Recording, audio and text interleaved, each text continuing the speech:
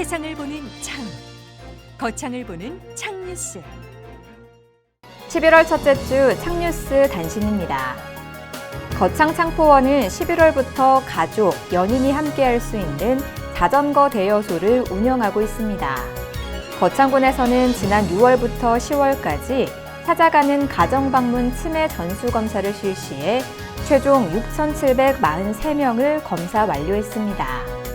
거창군은 올해 11월 말까지 주상면 완수대 마을, 마리면 지동마을, 북상면 병곡마을에서 우리마을 벽화 꾸미기 사업을 펼칩니다. 거창군은 지난 3일 남하면을 시작으로 찾아가는 어르신 폭력 예방 교육을 펼칩니다.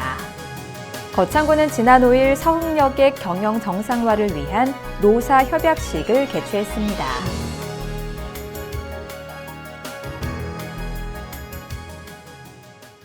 창뉴스 11월 첫째 주 주요 뉴스입니다. 거창군은 지난 2일 가족과 함께하는 2020년 거창군 신규 공무원 임용식을 개최했습니다.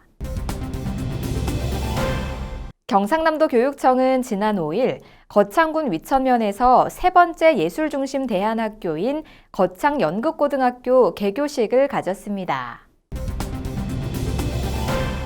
거창군은 지난 6일 주식회사 대륜-앨리스, 주식회사 SMI코리아 두 개사와 투자협약을 체결했습니다. 자세한 소식은 잠시 후에 보도하겠습니다.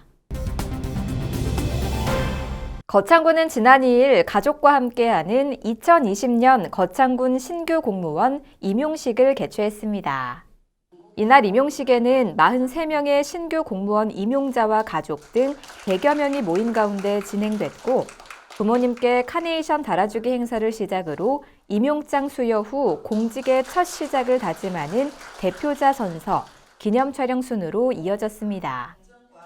부인모 군수는 축하의 인사를 전하며 낭중지추라는 고사성어처럼 늘 공부하는 자세로 업무를 수행한다면 모두가 칭찬하는 공무원이 될 수 있다며 보람과 긍지를 가지고 근무해 줄 것을 당부했습니다.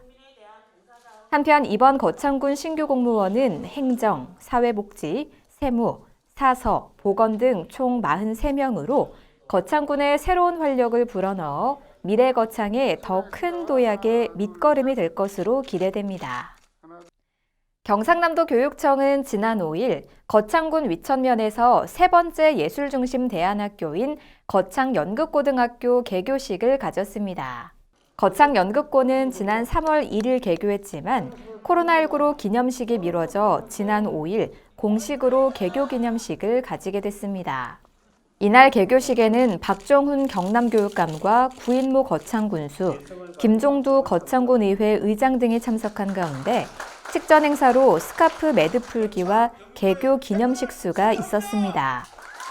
자유롭고 창의적인 꿈을 펼치는 교육을 열자는 의미를 담아 스카프 매듭 풀기를 진행했고, 개교식 후 학생들의 교육활동 실현을 통해 개인의 끼를 존중하는 교육활동을 선보였습니다. 거창연극고는 한 개 학년 2학급씩 전체 6학급 90명이 정원으로 학생들의 개별성을 존중하는 의미로 거침없이 상상하여 색다름으로 빛내자를 학교 비전으로 정했습니다. 거창군은 지난 6일 주식회사 대륜-앨리스, 주식회사 SMI코리아 두 개사와 투자협약을 체결했습니다.